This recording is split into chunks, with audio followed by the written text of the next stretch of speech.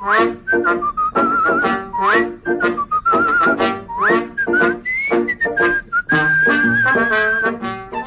by H.G. Wells, dramatised by Micheline Wander, music by Alona Sekat, with Mark Straker as Kipps, Kathryn Hurlbutt as Helen, John Hollis as Kipps' uncle, and Paul Daneman as H.G. Wells the storyteller.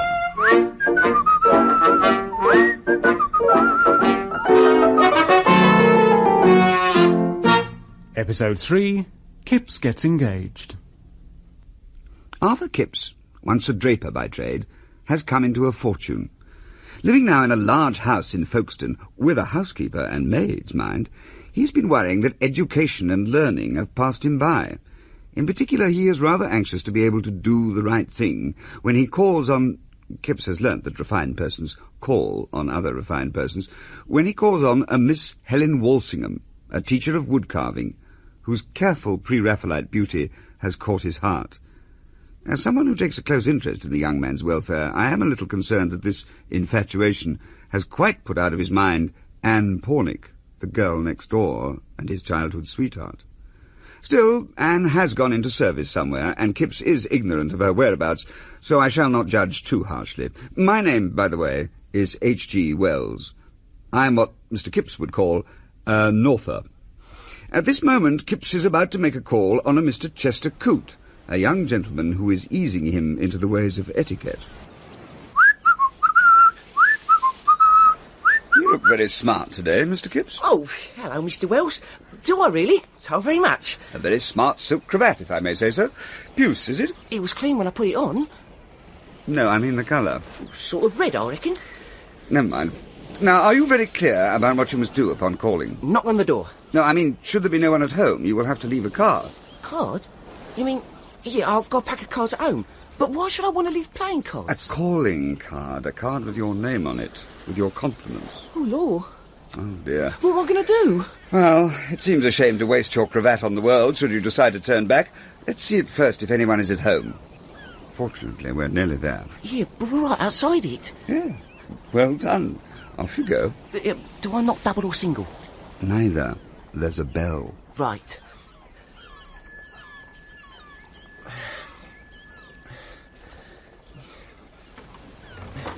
Yes, sir? Mr. Kipps, calling on Mr. Chester Coote. Very well, sir. Would you care to come in? Don't mind if I do. Just a moment, sir. Yes, of course. Kipps, look. You can see into the drawing room.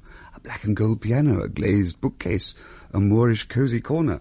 On the mantelshelf, a number of cards of invitation to meetings and recitals. Yeah, Mr. Wells, what's that? That's a bust of Beethoven. Just look at all them pictures. Probably done by Miss Coote. Oh, yes, his sister what paints. Who? What? His sister who paints? That's what I just said. Shh, Mr. Wells. Right. Mr. Kipps, how very kind of you to call. I'm Chester's sister. How do you do? How do you do, Miss Coote? I'm afraid Chester has just gone down to the art school to see about some drawing or other. He'll be back soon. Will you wait? I don't mind if I do. I've been looking at your paintings. Do you paint? Not really. Where are all these views of? Well, this one is of the cliffs, done from the seafront. No, I would never have recognised them. Isn't it funny how things look in a picture? Oh. Oh, but they're awfully good. Thank you, Mr. Kipps. I wish I could paint. That's what Chester says, but I tell him he's got better things to do. Ah, Chester. I was just entertaining Mr. Kipps with an account of my painting. Rather. Glad to see you, my dear chap. Well, I'll just go and see about tea, if you'll excuse me. What capital timing, my dear chap. Come into my study. It's rather cosy in there. Coote's study was a little bedroom put to studious uses.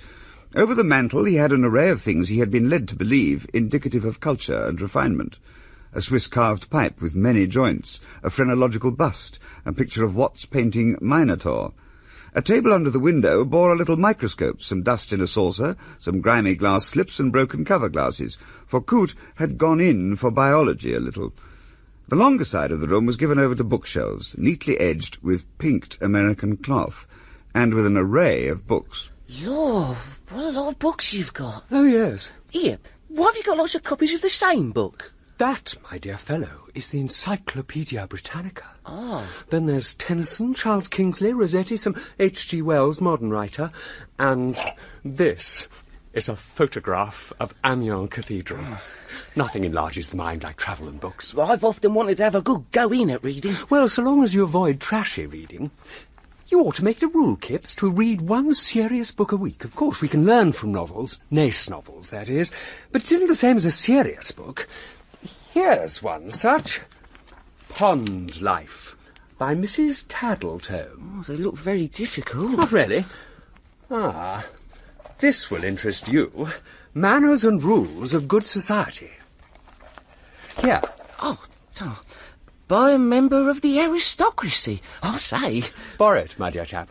May I really? Of course. What's that? That'll be tea. Oh. Come along. Ah, there you both are. And look who else has called. Helen. Oh.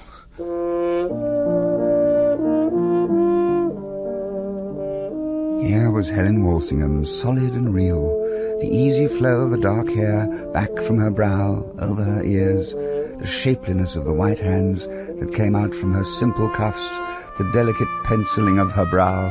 Oh dear, Mr. Wells, what shall I do? Just relax and be yourself, Kipps. Righto. Good afternoon, Miss Walshingham. Well done. Mr. Kipps, what a very pleasant surprise. Are you back in Folkestone with us? Just here on a bit of business. I thought you was on holiday in Bruges. Tea with milk, Mr. Kipps. Tough, thanks. My mother and I decided to wait until my brother takes his holidays. Solicitors are such busy chaps. And he's qualified now, you know. Very important. We shall go to Bruges when he is free to accompany us. Now, where are you staying in Folkestone? Actually, I've got a house of my own. It's called Hewenden. But of course. I heard all about your good fortune from Miss Coote. Sugar, Mr. Kipps. I don't mind, just as you like. Some bread and butter? I am a bit hungry. Just a slice, thanks. Don't I get a plate for the bread, Mr. Wells? No, you'll have to balance it on the edge of your saucer. When are we going to sit round the table? This is a migratory method of taking tea to which you will have to become accustomed. Oof! Careful. Oh, sorry. I seem to have dropped me bread. Oh. It's all right. I don't mind eating off the floor. Did you go to the concert last night, Helen? Oh, yes, a divine rendition of the Moonlight Sonata. I thought quite heavenly. More bread, Kipps. No, best not. I do hope you will all come to the next concert. Who is giving it? Paderewski. Oh. It should be superb, quite superb. I recall a concert he gave somewhere in London. So exciting. Mr. Kipps, now that you have altered your station, shall you remain here in Folkestone with us? I don't really know yet. I've got an uncle and aunt in New Romney. I may go back there for a bit. I just don't know yet. Well, I expect the world is now your oyster. My what? You will be able to go anywhere you like. Paris. Florence. There's a girl called Flo who works at the Draper's Emporium, where I was before I come into my money. Well, I could visit her. Why, New York even. I thought of popping over to Bologna, just for a look round. At any rate, if you stay in dull old Folkestone with us, you must go to the next recital. Oh, yes. I'm sure you will enjoy it. If you do, I dare say I shall. I don't know much about music, but I do know what I like. I've got a banjo. Oh. And you must very definitely call on Mother and me before we depart for Bruges. Oh, rather. That would be delightful. Miss Coote, may I borrow that drawing board from you? But of course, it's in my studio. Thank you. Goodbye, then. Goodbye. Goodbye, Miss Walshingham. Don't forget to call. Well, I'll best be off and all. Hold on a moment, I've got another book to lend you, Ruskin's Sesame and Lilies. Is that about food? It's about art, my dear chap. Oh, tough. And be sure you read Manners and Rules of Good Society very carefully. Oh, thanks, Coote. You're a real friend. Next time I'll let you have a book on vitality that you might find helpful.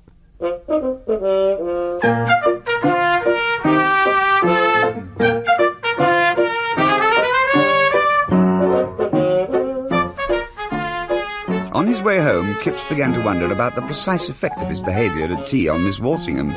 By the time he arrived, he was full of anxiety that he might have offended or otherwise upset her.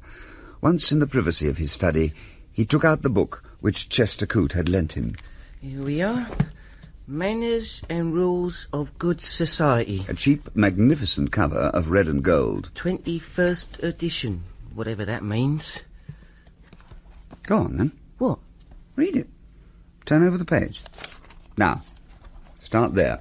Those individuals who have led secluded or isolated lives, or have hitherto lived and moved in other spheres than those wherein well-bred people move, will gather all the information necessary from these pages to render them thoroughly conversant with the manners and amenities of society. Is that all one sentence? Now, go on. The art of conversing. Go on, you read it. Having thus acquired possession of an idea, the little ship should not be abruptly launched into deep waters, but should first be permitted to glide gently and smoothly into the shallows. That is to say, the conversation should not be commenced by broadly or roundly stating a fact, or didactically expressing an opinion, as the subject would thus be virtually or summarily disposed of, or perhaps be met with a... Really? Or... Indeed. Or some equally brief monosyllabic reply. I don't think much of these. Carry on. If an opposite opinion were held by the person to whom the remark were addressed, he might not, if a stranger, care to express it in the form of a direct contradiction or actual dissent. To glide perceptibly into the conversation is the object to be attained. I don't get a word of this. Do you want to learn, or don't you? Of course I do. Then go back to the beginning and read it all through again. No, right now, don't. Having thus acquired possession...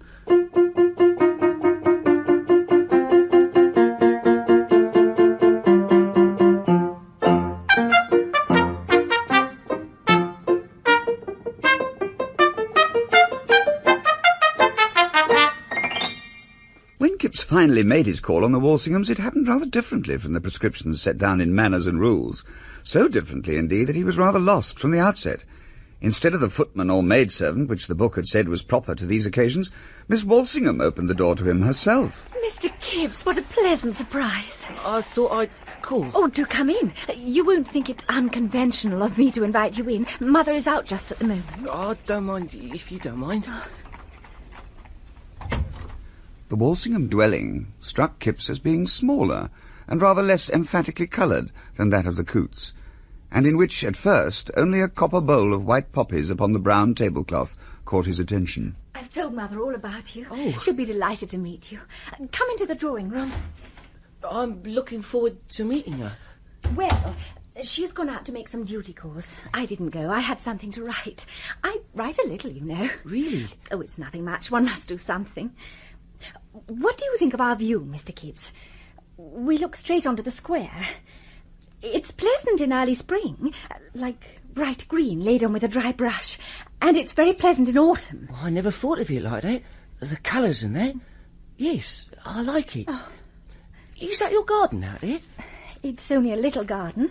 Are you interested in gardening? Well, I grew a pennyworth of nasturtiums once in my uncle's dustbin. We've just got that little patch of turf and my narcissi and yellow wallflowers. It's nice. It's small, but this is the day of small things. Oh. If you were writing when I came in, I must be interrupting you. Oh, no, I'd finished. Were you making up something? Well, I try quite vainly to write stories. One must do something. I don't know whether I shall ever be any good at it. It seems so hopeless. And, of course, one must study the popular taste. Yeah. Now my brother Henry has gone to London, I get a lot of leisure. He's luckier than I. He has a chance. Is he a good solicitor? Oh, excellent. He's frightfully clever. He's involved with so many people and ideas. Oh. No doubt he has a wonderfully busy life in London. Well, you got your woodcarving classes and things. They ought to satisfy me. But they don't. I suppose I'm ambitious, but I've never had much of a springboard. I should think you could do anything you wanted. As a matter of fact, I can't do anything I want to. But you've done a great deal. What have I done, Mr. Kipps? Well, Chester told me you passed one of these university things. Oh, I matriculated. Well, I should think I was no end of a swell if I did that. I know that for sure. Mr. Kipps, do you have any idea how many people matriculate into London University every year? I don't know. Between 2,000 and 3,000. Well, do you think how many don't? Oh, they don't count. Oh. The fact is, I'm a discontented person. Folkestone is simply a seafront. And it values people by sheer vulgar prosperity. Now, Mother and I are not prosperous, and we live in a back street. I can tell you, it's a mercy we haven't had to let rooms. Oh, one simply feels one hasn't had opportunities. Oh, I understand that, all right.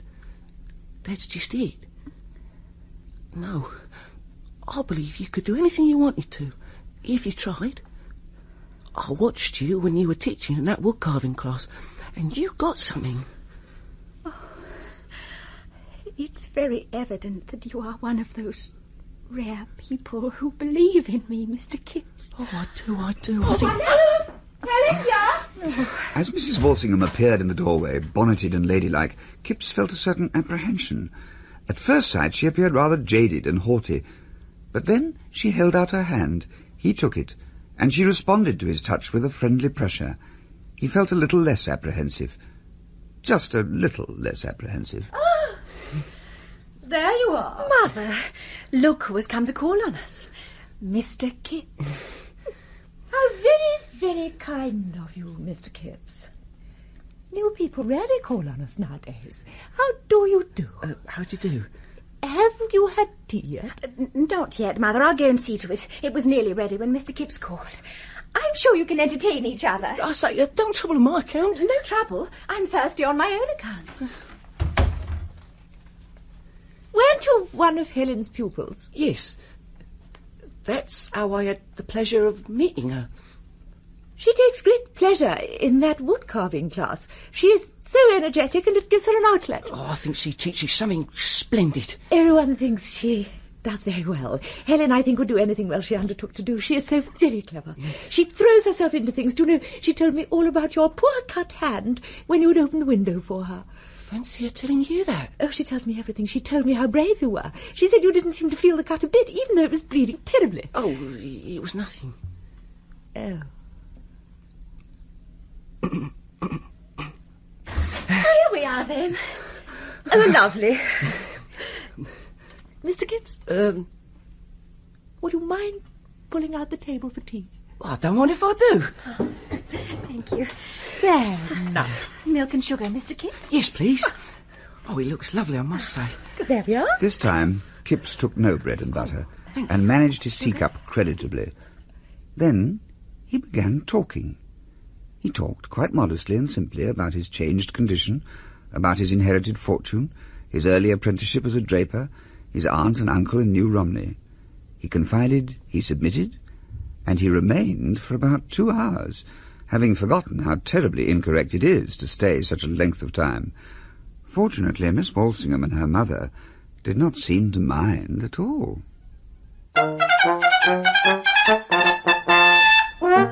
Within 2 months, a mere 53 days, Kipps had clambered to the battlements of his heart's desire.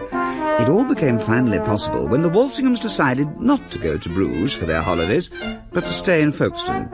One day there was a water party organised by Chester on the nearby canal. Kipps had learnt to paddle when he was a boy, and it has to be said that Kipps did not paddle at all badly.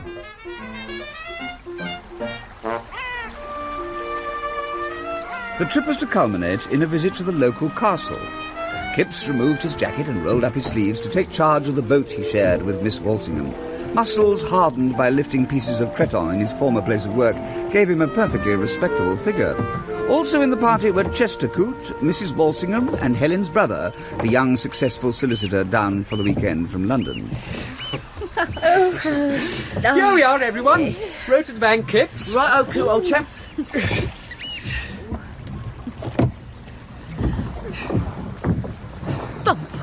How you jump, Henry? Now, catch hold of this. Yes, of course.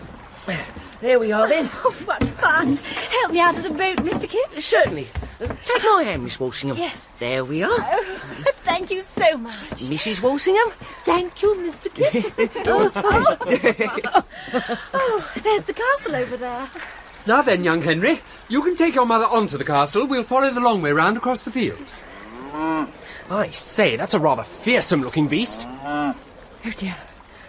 Just look at that boot. It's all right, Mamma. I shall merely wave my hat at it, like so. I'll vault, you silly creature. Fortune had favoured Kipps by placing a small convenient field entirely at the disposal of an adolescent bull. The field was adjacent to the landing place and was directly between the boating party and the castle. I shan't walk past that. Never fear, I shall protect you all. There, Toreador, Matador, Picador. Oh dear, it is rather large. He's only a little bull. I shan't walk past it. Mother, don't fuss. Mrs. Walshingham, may I escort you round by the park? Topping notion. Mr. Coot, how kind. Come on, Mater, we'll leave this stupid animal to get on with its dinner. You are making a fuss about nothing. Come along, then. Will you be all right, Helen? Oh, of course I will. Mr. Kipps is going to escort me. Aren't you, Mr. Kipps? Good idea. Bye. See you all at the castle. See you, bye. Bye. Goodbye. Oh, isn't he sweet? Hello, old chap. Perhaps he's not that sweet. Oh, he's only a little one. Come on, I'll help you over the stile. Come on. There we are. Are you sure? Of course I'm sure. Come on. Well, if you say so, Mr. Kipps. There's a good fellow. Easy does it. It was not an affair of the bull ring exactly, no desperate rushings and gorings, but the bull came resolutely towards them. Oh, Mr. Kipps. He regarded them with a large, wicked, bluish eye, opened a mouth below his moist, glistening nose, and booed and shook his head, and showed that tossing was in his mind. Oh, he looks awfully fierce. Just stay very calm, and we'll get to the gate. That's the ticket. That's fine. Come on. Oh, Mr. Kipps.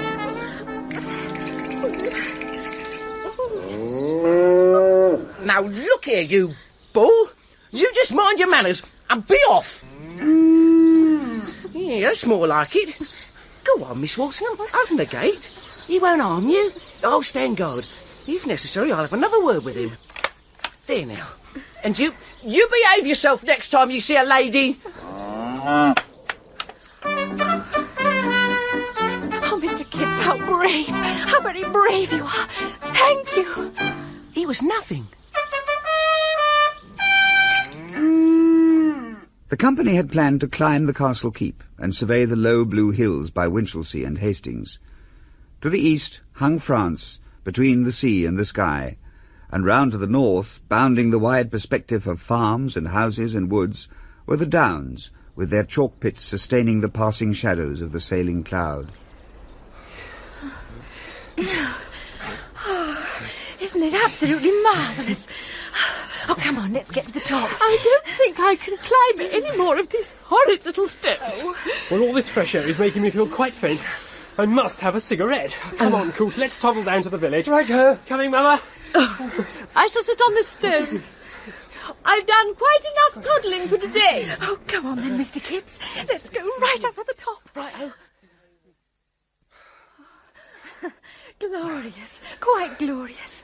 Oh, isn't it quite glorious, Mr. Kipps? Oh, yes. I've always been very fond of scenery. My, there is a lot of scenery up here, isn't there? One feels one owns things standing up here. Miss Walshingham, I've been thinking. About what? About names. Names?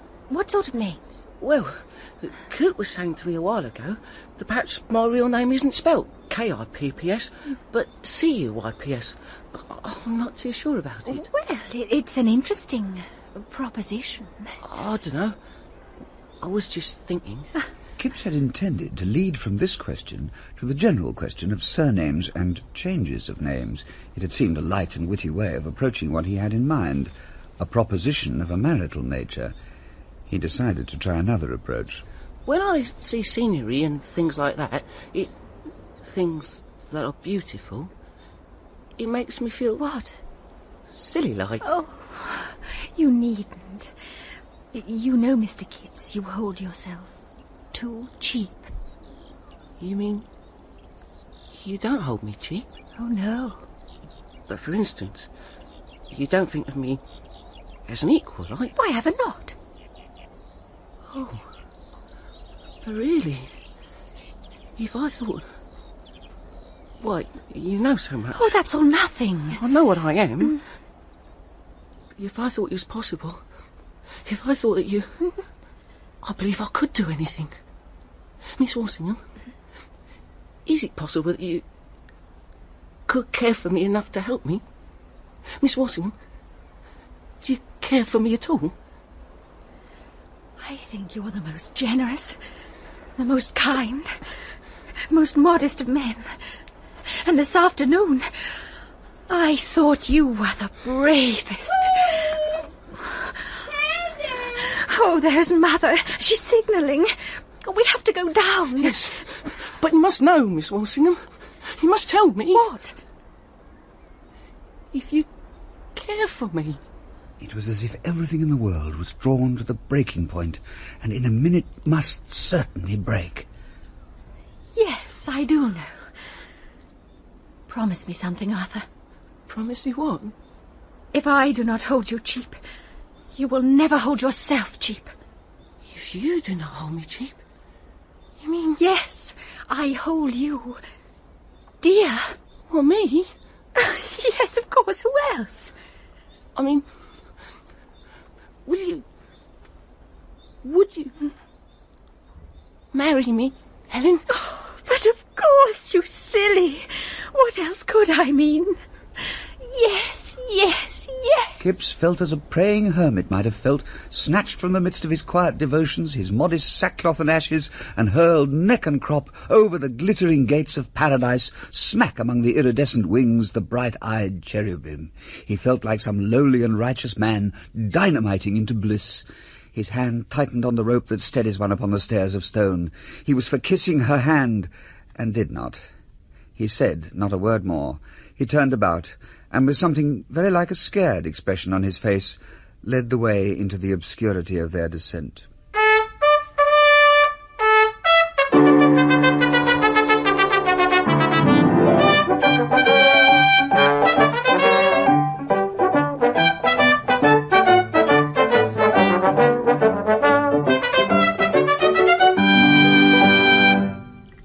The tea was spread on a white cloth under the trees. Kipps handed the wrong things to the wrong people and killed wasps as if he were in a dream. Helen was carefully not looking at him, but he knew that the goddess had come from her altar and had taken him by the hand. I say, Kipps, old man, snap out of it. Pass the sandwiches. Oh, perhaps in olden times they jousted here on the grass. These castles are such melancholy places, but I feel quite cheerful here with my children and our good friends. Oh, Mother. Do you know, Mr. Kipps, Henry's very like Helen. They're both so quick, so artistic, so full of ideas. Do you know, even when Helen was a little girl, she wrote verse. Well, I don't bother with versifying in London. It's just more and more clients. Henry is taking on more clients to solicit for every day. I don't think that's quite the right word, Mother. But I am looking for clients, that is true. How about you, Mr. Kipps? Need a solicitor? Well, I've got one. Watson and Bean. Old Bean, in fact. But he's a bit of an old cove. I'll say. An old has-been. Oh, Henry. I must say, I wouldn't mind someone a bit nearer my own sort of age. Done, Mr. Kipps. I can tell you're an honest man. I would be delighted to take you on. Do you know, Mr. Kipps, there are bright days and dark days, and mine have not always been bright. Until today. I know just what you mean, Mrs. Walshingham. As the afternoon continued, Helen now and then threw a private glance across at Kipps. When they all went home, the sky was a vast splendour, and close to them were the dark, protecting trees and the shining, smooth, still water. Behind Kipps was money and opportunity, freedom. He was indeed at his heart's desire.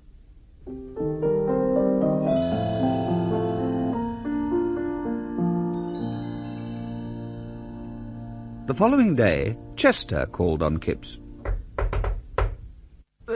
Come in. My dear chap, Mary let me in. I said, why are you sitting alone here in the dark? Oh, I didn't notice. I was thinking. And I bet I know what about. Or rather, about whom. Do you? Oh, yes. She's splendid, isn't she? Oh, yes. Congratulations, my dear chap. I couldn't help noticing the radiance on her face at the picnic. Did you? Oh, yes. My dear Kipps, this is better than a legacy. Oh, I don't deserve it. You can't say that. And you say it all began before your money? Oh, yes, when I was in her class. It's a county family, you know. She's connected with the Beaupre family. You know Lord Beaupre? I don't believe I do. Distantly related, of course. Still. Oh, it's all too much.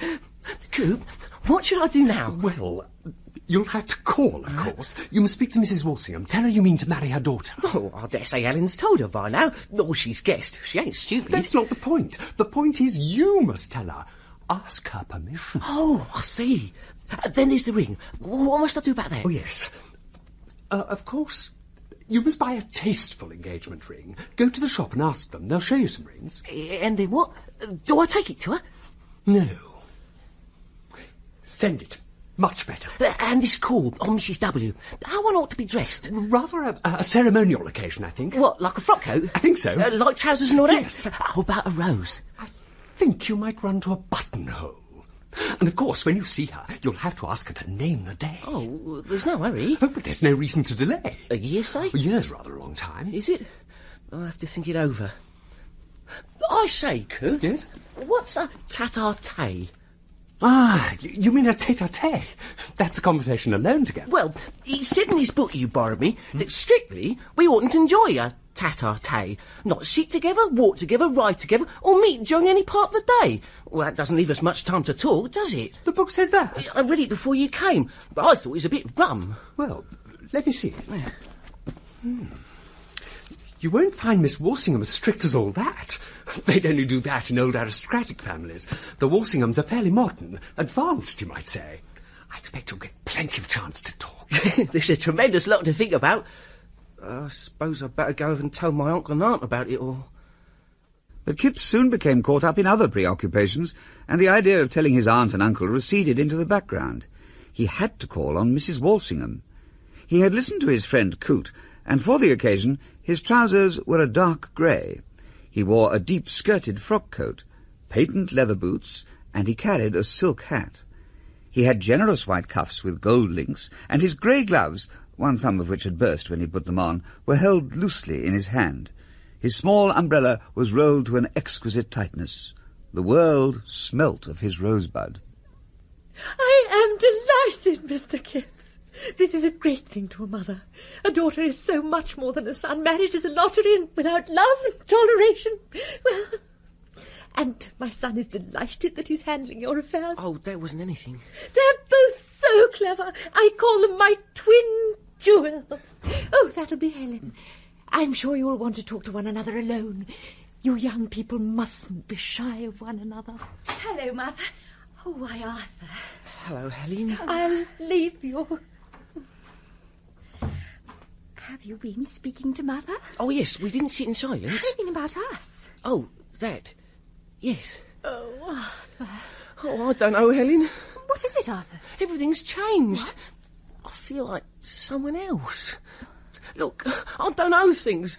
I'm not refined. The more you see of me, the more you'll find me out. But I'm going to help you. You'll have to help me a fearful lot. Then I'll help you a fearful lot. Arthur, if you don't mind, if you will let me tell you things... I wish you would. Then I will.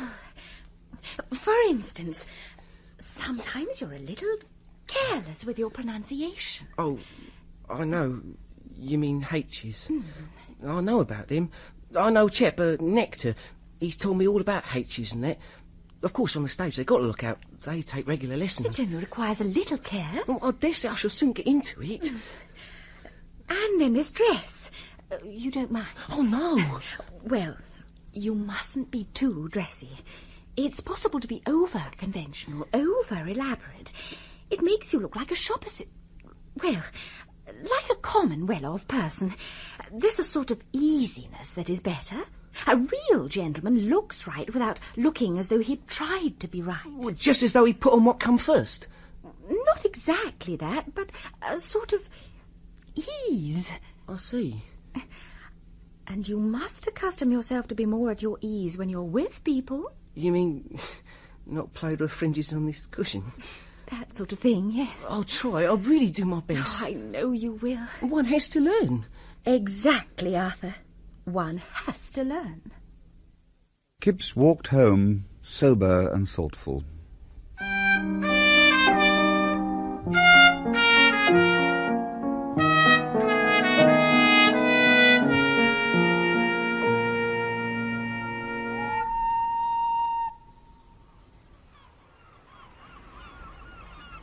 Mr. Kipps? What? Oh, it's you, Mr. Wells. Kipps, you forgot something. You forgot to get Helen to name the day. Oh, well, I've got to leave something to talk about next time, haven't I? So you have. And there's something else. What else? When are you going to tell your aunt and uncle about your engagement? They'll have to know. It's only fair. Oh, stop nagging at me. I've got a lot on my mind. But you must really... All right. I'll go tomorrow. Satisfied? Now, just leave me alone for a bit.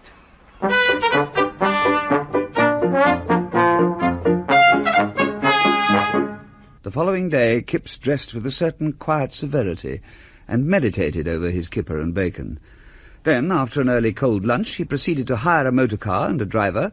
He purchased a cap and coat, and thus equipped, he entered the motor car to drive to New Romney to visit his aunt and uncle.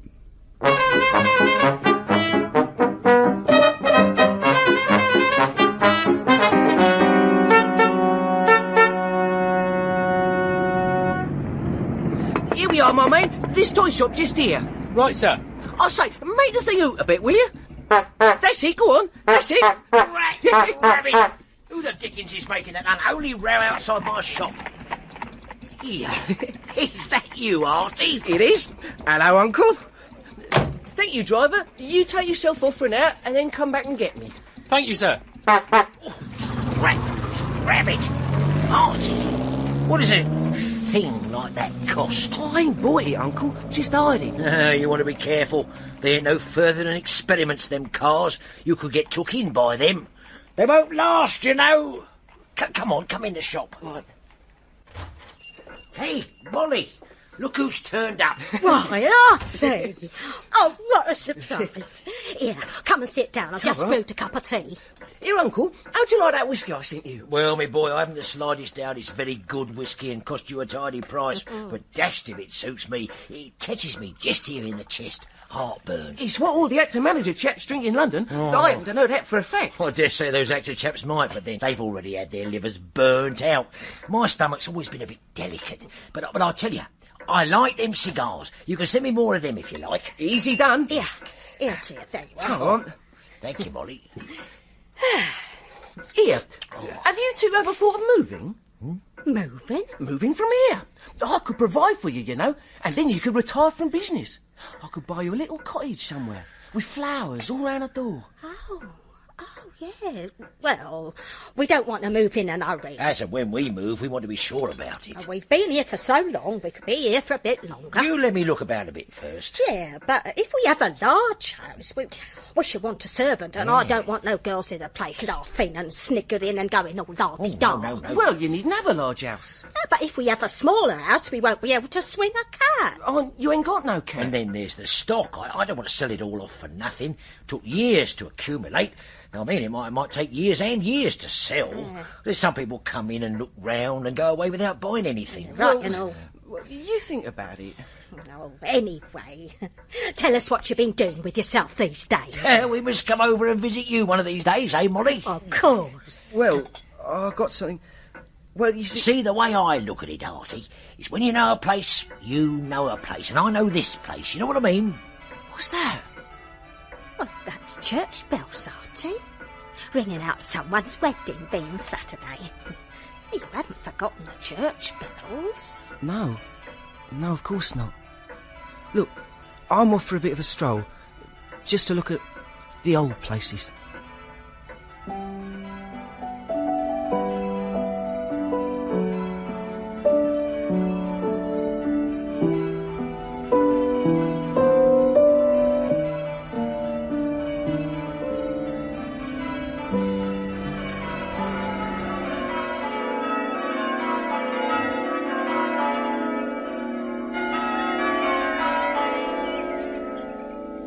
Does this remind you of being young? Oh, yes, Mr. Wells.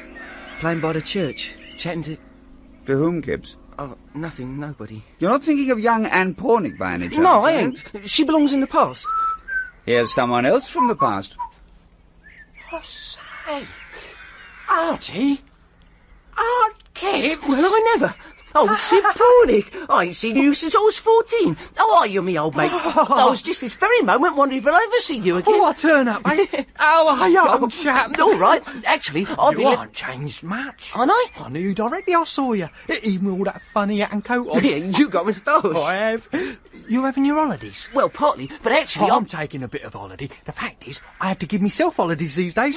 I've set up on myself, you know. What, down here? Oh, no fear, I'm not a turnip. I've started up in Hammersmith. Manufacturing. Drapery? No, engineer.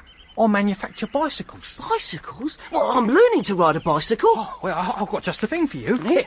Have a hand bill. Oh. That's my mate there. Yeah. It's called the Red Flag. I've got a transfer with my name on it. Best machine at a democratic price in London. Yeah. No guineas, no discounts, honest trade. I build them to order. Really? I made 17 so far. I'll come down here to visit Mother now and again. You married, Kipps? Well, no, not yet. Oh, I am. Married these 2 years. Got a nipper. Proper little chap he is. Gosh, actually, I got engaged day before yesterday. Oh, who's the fortunate lady? Solicitor's daughter, in Folkestone. Rather a nice set. Related to the Earl of Beaupre. Ah. See, I've had a bit of luck, Sid. Been less than money. Have you? How much? £1,200 a year. 12? Well, I never. My grandfather it was. I hardly knew I had a grandfather. 1,200 a year? Approximately. Well, that's a blooming stroke of luck. I'm glad for you. Better you than me, though. I don't envy you. I couldn't keep it if I did have it. Why not? I'm a socialist, you see. I don't hold with wealth. What is wealth? Labour robbed out of the poor. I don't get it. But when you look at it rationally, the present distribution of wealth is damn foolishness. Dear, you have a job, you Kipps, and you get paid hardly anything, then suddenly you get 1,200 a year. Yeah? Oh, it's not your fault, old chap. It's the system. Still, better you than most people, eh? Here.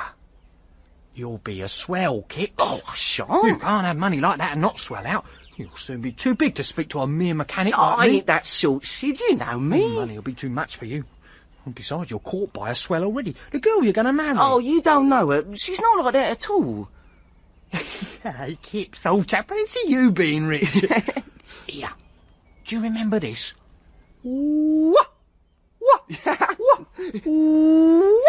What? The original Hero War cry, that is. Hey, remember that old wreck on the beach that we used to play in? No. Here, Sid, how's your sister Anne? Oh, she's all right, I expect. Where is she? In a place. Ashford, actually. The fact is, we ain't been getting on too well. I don't hold with service. We're common people, I suppose. Well, I just don't like it. I don't see why a sister of mine should wait at other people's tables. No. I raced her once. She didn't run bad for a girl. I wonder what you'll do with all that money. Well, what would you do? Well, now, it's no good giving it to the state. I might start an overnight profit-sharing factory, perhaps, or a socialist paper. We need a new socialist paper. Oh, dear. I'll best be getting back. I hired a motor car for the afternoon. It'll be waiting for me. How much it cost you? £5. £5? Keep 5 families for a week? Well, come and have a look at it, at any rate. Oh, well, I don't mind if I do. Just before I catch the train back. How fast can it go? Oh, looks good enough. Here's your coat, Artie. And your goggles. There. Hi. Real fur, is it? Of course. It gets very nippy sitting with the wind whistling past you. You don't need all this gear on a bicycle. Oh, but you've got to work on a bicycle. It keeps your mind occupied, that does. Oh, I must say, the motor's not bad. I wouldn't mind having a look at this motor in my workshop. Upon my word, Artie, I've a good mind to come with you. Do you want to come for a ride, then? No. No, it's too late, Artie. Some other time. All right, then. Well, I'll be off. Goodbye, then. Bye, lad. Bye, love. Take care of yourself. Right, sir. Bye. See ya. Oh, say.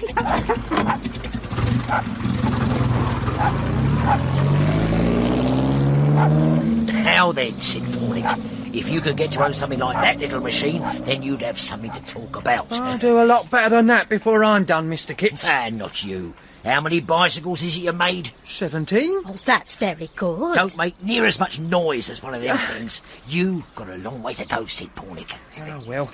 I'll best be off to see me mother. Say goodbye. Give her me best, Sid. Righto. Goodbye. I told you, Molly, didn't I? Them Pornicks would never amount to much. Show a bit of charity, eh? Only if you got some tea left. Come on. Here, get away. As he was being driven back to Folkestone, Kipps remembered a sudden glimpse of Anne Pornick, as she had been when he told her how lovers gave each other tokens, and the memory was so strong, so bright, that it seemed to breathe before him. Anne, I've got this idea. I read in a magazine, Titbits actually, that lovers give each other tokens. What's a token? Well, you take something and divide it in two. Like you might take sixpence and break it in two. Well, why should you do that? It's no good if it's broke. Well, you divide it in two and then you keep one bit each. Well, that's what a token is. Why on earth didn't you tell your uncle and aunt? But tell them what, Mr. Wells? About your engagement, of course. Oh, I don't know. I just somehow didn't. Have you had your first inkling of certain incompatibilities lying about the course of true love? You what? Well, let's put it this way. Being engaged to Helen is sane and excellent in Folkestone, but might be regarded with suspicion in New Romney. Well, I don't know. Getting cold feet? Oh, no. But I'm really proud that someone like Helen likes me, because she does. She kissed me 3 times on the forehead the other day. I didn't kiss her, mind. But then, I didn't kiss Anne Pornick, neither.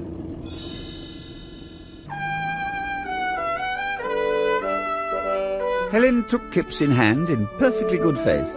She told him about his accent, his costume, his bearing, his way of looking at things.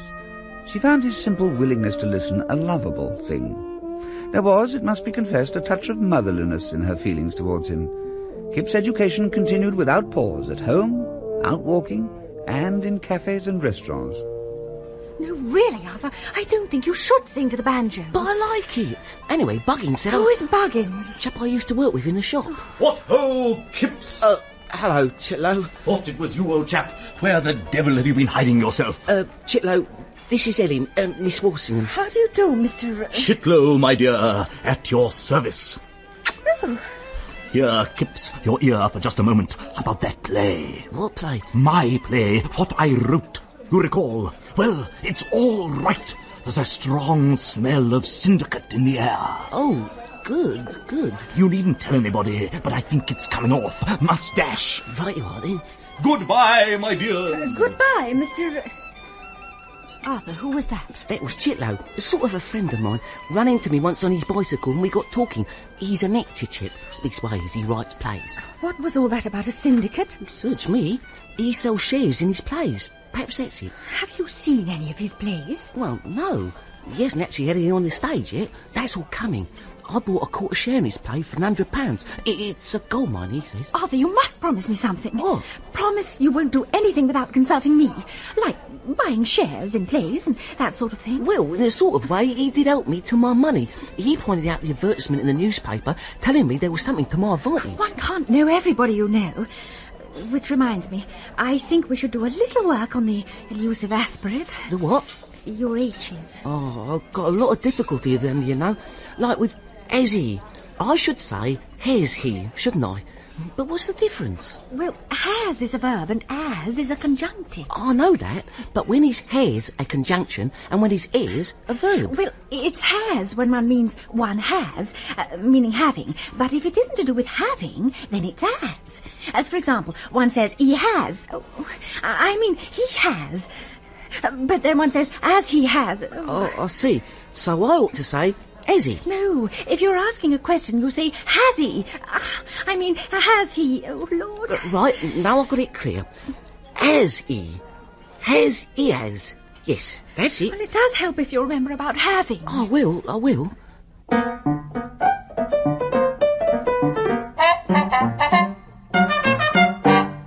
Miss Coote, sister of his good friend Chester, specialised in Kipps' artistic education. Mr. Kipps, do look through this book of the 100 best paintings in the world. I say, that one's rather nice. That little thing there, that colour picture. That's a print. A colour print. Oh. He was impressed by Mrs. Walshingham. Kipps was not a big man, but with Mrs. Walshingham he always felt as though he had been rolled in clay, that his voice was strident. She did not so much teach him as tactfully guide and infect him. Do you know, Mr. Kipps, I was in the omnibus the other day and a man passed my change to the conductor. He was quite a common little man, but I will say something for him. He lifted his hat. Ah.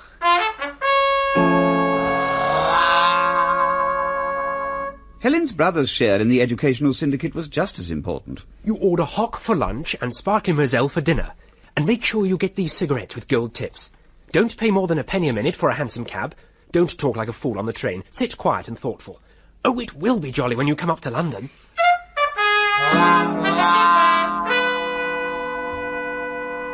Artie, when we move to London, we shall spell your name C-U-I-P-S. We shall be Mr. and Mrs. Kipps. Oh. Oh, you'll soon get used to it.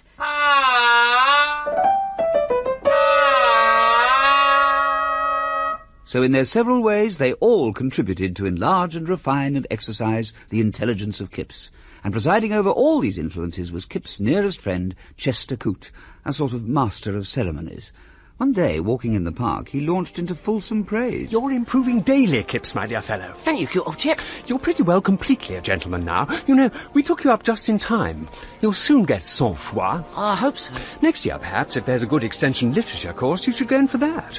Savoir-faire is more than half the secret of sang-froid. Oh, dessert. You see, there are the big people, and the modest, refined, gentlemanly people like me, who may dabble in the professions. There are lords and there are gentlefolk who have to manage, but they can all call on one another. They constitute society. Of course, down here in Folkestone one doesn't see much of it, but there is still local society, and that has the same rules. Hiya! Liver! Kipps! I say, Buggins, it's Kipps! So it is. Hello there, Kipps. Who on earth are they? Buggins and Coleshaw, from the clothing emporium where I used to work before I come into me money. That man is smoking a briar pipe. I'll leave them to you. Evening, Kipps. Hello, Coleshaw and Buggins. You're a proper gentleman in them clothes. Enjoying it, are you? Yes, all right. How about you? Oh, holidays next week. If you don't look out, I'll be on the cotton on before you, eh? You going up to Bologna, then? Rather. Parlez-vous, Francie? You bet. Come along, Kipps, old chap. Oh, I say, Kipps, have you seen anything of her ladyship lately? She was along with Sir William in the shop and she asked to be remembered. To you, Sir William suffers a lot from his gout. Don't you know? Come along, Kipps. We ought to be moving on. Oh, sorry, sir. Didn't see you there. Got an appointment? In a manner of speaking. Oh, we should come along with you. Some company. Partial. We're late, Kipps. Oh, well, we won't keep you, will we, Buggins? Oh, I'm so sorry. Did I flick some ash on your sleeve? How clumsy of me. I don't think we're at all in need of your society, thank you very much. Come along, Kipps.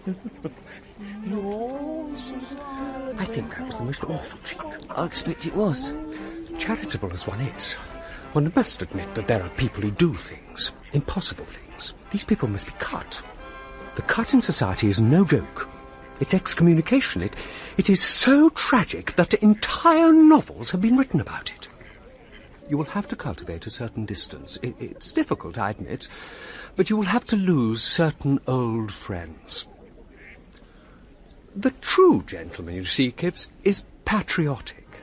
He lifts his hat to the national anthem. He does not talk of passion, finance, politics, birth and death. I see. Profundities. Get me? One does not talk, but on the other hand, one is punctilious to do. Remember this, Kipps. I will. The whole event in the park was an interesting little object lesson, and it stuck in the front of Kipps' mind for a long time. He was so preoccupied that when later that day he went to hear Helen playing Beethoven's sonatas, he forgot to say how perfectly lovely the music was. He felt as though he had struck Carshot and Buggins in the face, in circumstances that gave them no power to reply. He felt disturbed, uneasy. He loved Helen. He had entered society.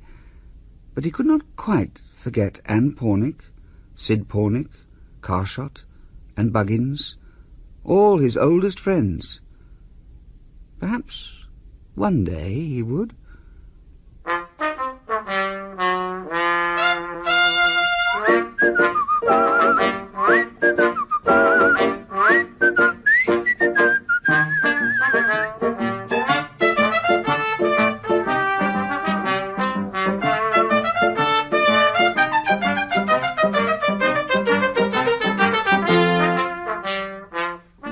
Daneman played H.G. Wells, Mark Straker, Kipps, Kathryn Hurlbutt, Helen, and John Hollis, Uncle, in the third episode of Kipps by H.G. Wells, which has been dramatised in 5 episodes by Micheline Wander. Kipps' aunt, Jane Wenham, Miss Coote, Helena Breck, Chester Coote, Christopher Good, Mrs. Walshingham, Penelope Lee, Henry, Spencer Banks, Sid, Michael Jenner, Anne, Moira Leslie, Carshot, Christopher Biggins, Buggins, John Webb, and Chitterlow, Nickolas Grace.